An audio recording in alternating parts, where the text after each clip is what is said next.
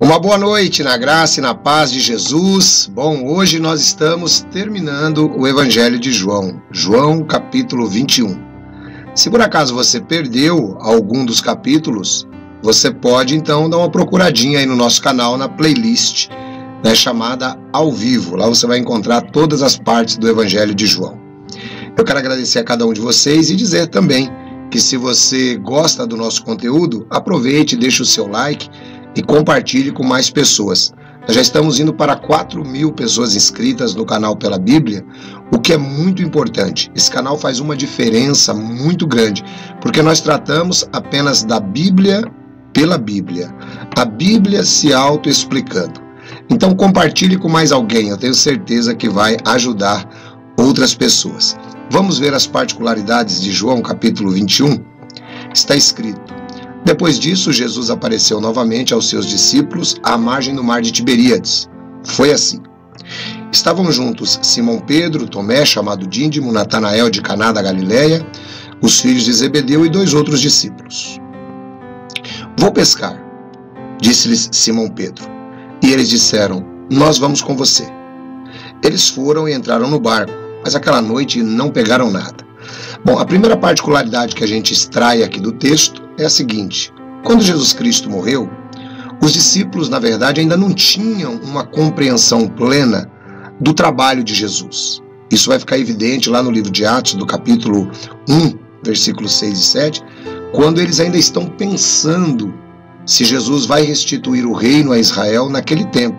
Vejam, Senhor, é neste tempo que restabeleces o reino a Israel? Então os discípulos não tinham plena compreensão, mas também não saíram ensinando, em Jerusalém, Judeia e Samaria: olha, Jesus ressuscitou e agora ele vai trazer o reino de volta. Não, nunca fizeram isso, nunca fizeram falsas profecias. Tinham dúvidas. E aqui essa dúvida fica evidente quando Pedro, que era um dos líderes dos apóstolos, ele diz assim: olha, eu vou pescar. Esse eu vou pescar denota em Pedro o quê? Eu vou voltar para a minha profissão antiga.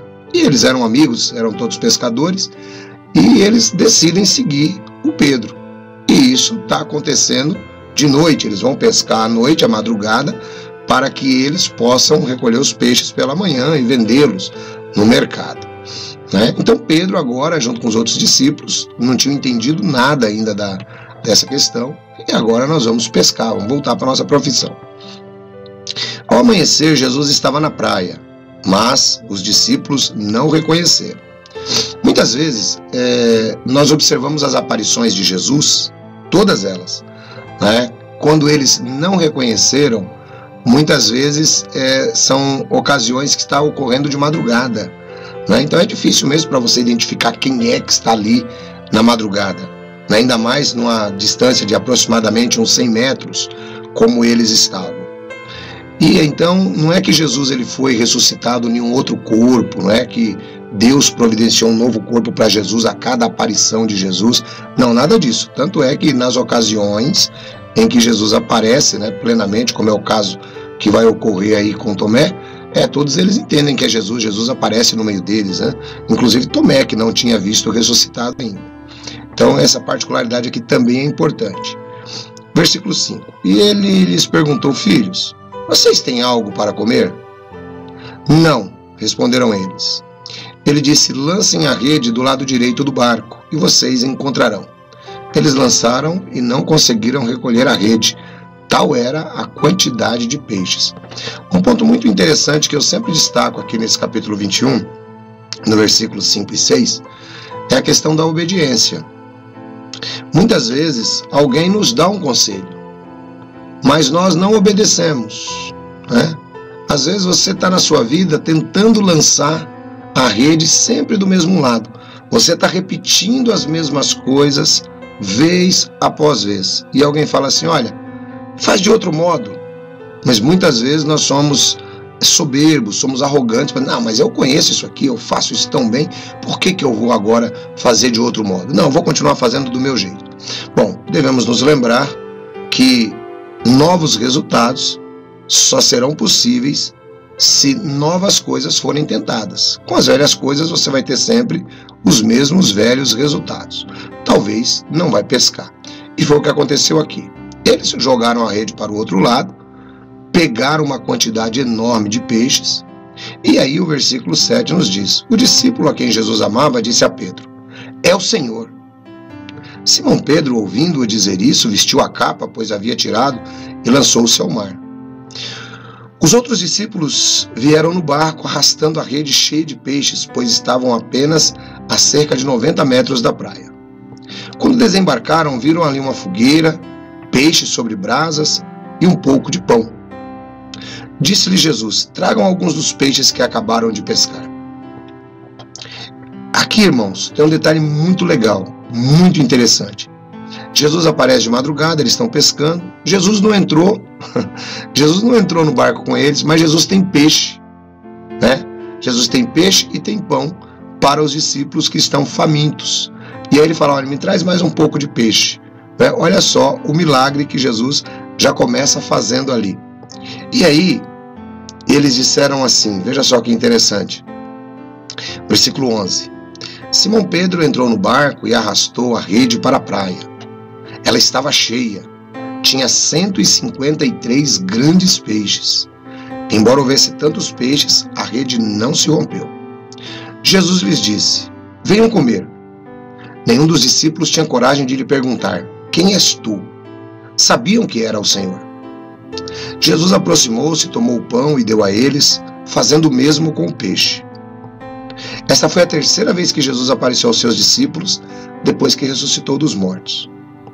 Depois de comerem, Jesus perguntou a Simão Pedro: Simão, filho de João, você me ama realmente mais do que estes? Disse ele: sim, Senhor, tu sabes que te amo. Disse Jesus: cuide dos meus cordeiros. Novamente Jesus disse: Simão, filho de João, você realmente me ama? Ele respondeu: sim, Senhor, tu sabes que te amo. Disse Jesus: pastorei as minhas ovelhas. Pela terceira vez, ele lhe disse: Simão, filho de João, você me ama? Pedro ficou magoado por Jesus ter lhe perguntado pela terceira vez: você me ama? E ele disse: Senhor, tu sabes todas as coisas, sabes que te amo. Disse-lhe Jesus: cuida das minhas ovelhas. Digo-lhe a verdade, quando você era mais jovem, vestia-se e ia para onde queria. Mas quando for velho, estenderás as mãos e outra pessoa o vestirá e o levará para onde você não deseja ir. Jesus disse isso para indicar o tipo de morte com a qual Pedro iria glorificar a Deus. E então ele disse: siga-me. Bom, agora aqui nós temos alguns pontos interessantes. Todos nós nos lembramos que Pedro negou Jesus por 3 vezes. Mas Jesus não reprovou Pedro por conta daquela negação. Qual era a diferença de Pedro para Judas? Judas tinha um coração ímpio. Embora os dois errassem, Jesus conhecia muito bem o coração de Pedro. E o fato de Pedro ter negado Jesus 3 vezes, Jesus agora busca uma confirmação e faz o próprio Pedro refletir, naquilo que ele havia feito. É por isso que Pedro se magoa, por isso que Pedro fica triste. Pedro lembrava muito bem que ele tinha negado ao Senhor. Agora, é interessante aqui que Jesus não ficou censurando Pedro por causa daquilo. Não, Jesus estava colocando para Pedro a oportunidade de uma nova tarefa que ele não tinha entendido ainda. Vejam que lá no começo do capítulo ele disse assim: eu vou pescar. Ele não entendeu que ele tinha sido chamado para ser um pescador de homens, para ser um pastor de ovelhas. Era isso que Jesus queria mostrar para Pedro. Então, quando ele disse para Pedro, que Pedro deveria pastorear os seus cordeiros, Jesus estava mostrando: gente, olha, eu vou embora daqui, só que vocês não têm que voltar para a pesca, vocês têm algo muito mais importante pela frente, concentrem-se nessa tarefa. E aí depois ele fala para o Pedro, que o Pedro ele vai ter um tipo de morte onde ele não vai ter muita escolha por ser discípulo de Jesus. Muitas vezes isso também acontecerá conosco, principalmente na grande tribulação, quando esta chegar. Versículo 20. Pedro voltou-se e viu que o discípulo a quem Jesus amava o seguia. Este era o que inclinara para Jesus durante a ceia e perguntara: Senhor, quem te irá trair? Bom, esse discípulo que Jesus amava aqui era o João, Quando Pedro viu, perguntou: Senhor, e quanto a ele? Porque era Pedro, Tiago e João, normalmente que estavam sempre junto com Jesus, E aí então Jesus indicou para Pedro: ó Pedro, quando você ficar mais velho, conforme você for seguindo o evangelho, você vai morrer de uma maneira que você próprio não vai gostar. E ele pergunta sobre o João, né? O Pedro era incrível, ele tinha que se preocupar com a morte dele, com seguir Jesus, mas não, ele está preocupado com o João, talvez por preocupações amorosas mesmo, ou talvez pela sua própria impetuosidade, né? Por exemplo, assim, poxa, e ele, né, que esteve sempre junto também, o que vai acontecer com ele? Respondeu Jesus: se eu quiser que ele permaneça vivo até que eu volte, o que lhe importa? Siga-me você. Bom, aqui também está um exemplo, né? Deixe de olhar os outros. Deixe de olhar o irmão da igreja tal. Deixe de olhar os grupos religiosos. Siga você a Jesus. Ah não, mas é que aquele grupo religioso ali, ele crê no arminianismo. Deixa eles crerem, fica tranquilo, né? Ah, aquele outro ali, ele crê no calvinismo. Deixa eles crerem, fica tranquilo. Siga você a Jesus. Tem esse livro aqui, ó, que eu gosto muito, que ele é chamado Bíblia. Aqui estão todas as orientações de Jesus. Tudo aquilo que você não vê na Bíblia, você não precisa seguir. Mas, se você quiser seguir Jesus, a Bíblia é um excelente manual para que você possa segui-lo, né? Então siga você. Deixe tantas críticas, né, para outros que querem fazer críticas. Siga Jesus. Ah, mas aqueles irmãos daquela igreja, eles gritam muito. Tá bom, não dá para você se associar com eles lá? Fica tranquilo, siga a Jesus. Então, sabe, não fique buscando, né, meios de verificar o seguir dos outros. Verifique o seu seguir, né? Então é isso que a Bíblia diz aqui. Aí o versículo 23. Foi por isso que se espalhou entre os irmãos o rumor de que aquele discípulo não iria morrer. Mas Jesus não disse que ele não iria morrer, apenas disse: se eu quiser que ele permaneça vivo até que eu volte, o que lhe importa? Esse é o discípulo que dá testemunho dessas coisas e que as registrou, e sabemos que seu testemunho é verdadeiro. Jesus fez também muitas outras coisas. Se cada uma delas fosse escrita, penso que nem mesmo no mundo inteiro haveria espaço suficiente para os livros que seriam escritos. Aqui também tem um detalhe muito interessante, irmãos. Nós temos a nossa Bíblia compilada os 4 evangelhos, nós temos os Atos dos Apóstolos, as epístolas dos apóstolos também, mas o que Jesus fez daria para escrever muito mesmo, né? Conforme disse aqui, nem todos os rolos do mundo conseguiriam conter o que Jesus Cristo fez. Então veja quanta coisa a gente não conhece. E é aqui que repousa a nossa ignorância.